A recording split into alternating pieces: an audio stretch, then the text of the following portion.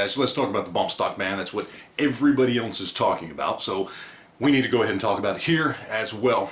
So what do we know as of right now? Well, we know quite a bit, actually.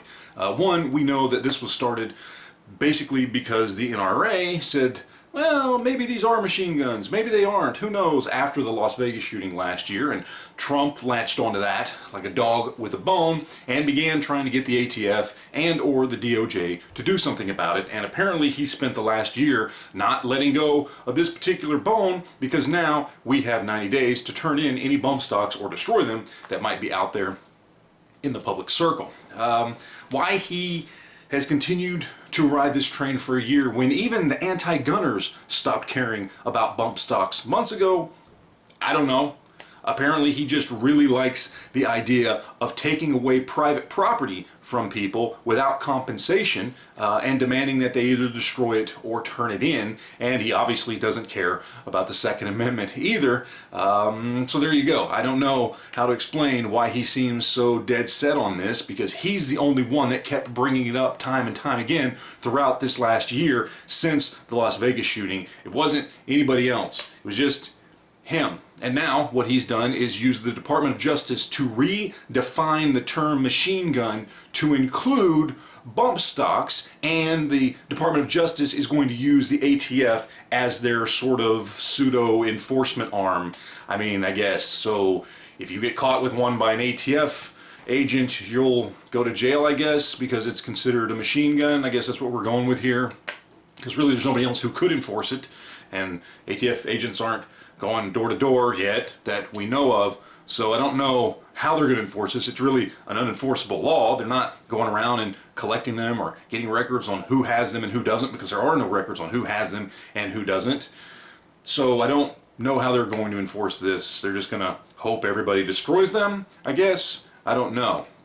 The GOA has gone ahead and filed a lawsuit, and you know, there's several things about this. One, when you look at the wording of this new reinterpretation of what is or isn't a machine gun, first and foremost, it doesn't make any sense, because it keeps talking about how this turns something into a machine gun when we know the definition of a machine gun is something that allows you to only pull the trigger once and continue to fire the gun, and that's not what a bump stock does. They also say that because, well, your finger is no longer physically manipulating the trigger with a bump stock, that means it's a machine gun, because you've technically only pulled the trigger once, and then the gun does the rest of the work because you exert no physical manipulation, which just isn't true. You're not exerting physical manipulation on the part of your trigger finger, but you are on the part of your other hand that you're constantly pulling out away from you to continue that repeated trigger pull. You are physically manipulating the gun. If you did nothing but pull the trigger once on a bump stock, it would go off one time. That's it. If you don't exert physical manipulation on a gun with a bump stock, it doesn't do that. Therefore, the whole premise is ridiculous, and as far as when it goes to court, I don't know. We'll see what happens. Unless there's a corrupt judge, it can really only go one of three ways. One, they rule along the lines of the Second Amendment and say this is an infringement. Now, I don't think that's going to happen. Unfortunately, I don't think there are any judges with enough integrity, constitutional knowledge of any kind, really, that would rule that way, that would go, look, this is a part of a firearm, you're clearly trying to infringe on it, this doesn't meet the definition of a machine gun, so this is gone. I don't think that's going to happen, but that's certainly one way it could go, depending on how high the GOA takes this lawsuit. Another option is, of course, that they could rule and say that the wording is incorrect. This doesn't meet the definition of a machine gun. No matter how many times you say physical manipulation and one pull of the trigger and everything else, it doesn't meet the definition of what this piece of plastic actually does, and therefore we're going to strike this down, which of course then sends it back to the DOJ, it sends it back to Donald Trump, and then we'll determine whether or not Trump really is dead set on taking away your private property and infringing on the Second Amendment, because maybe they just reword it or something else like that.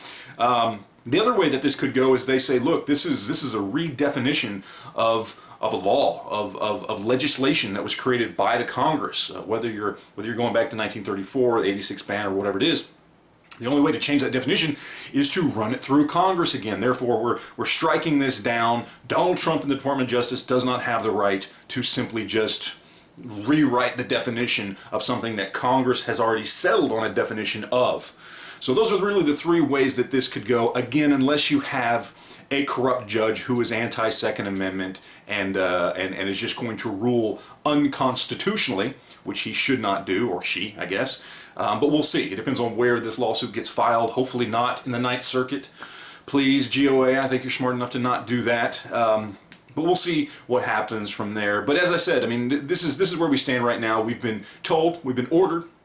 Not that I own a bump stock. I actually don't like bump stocks, but that doesn't matter because that's not the point.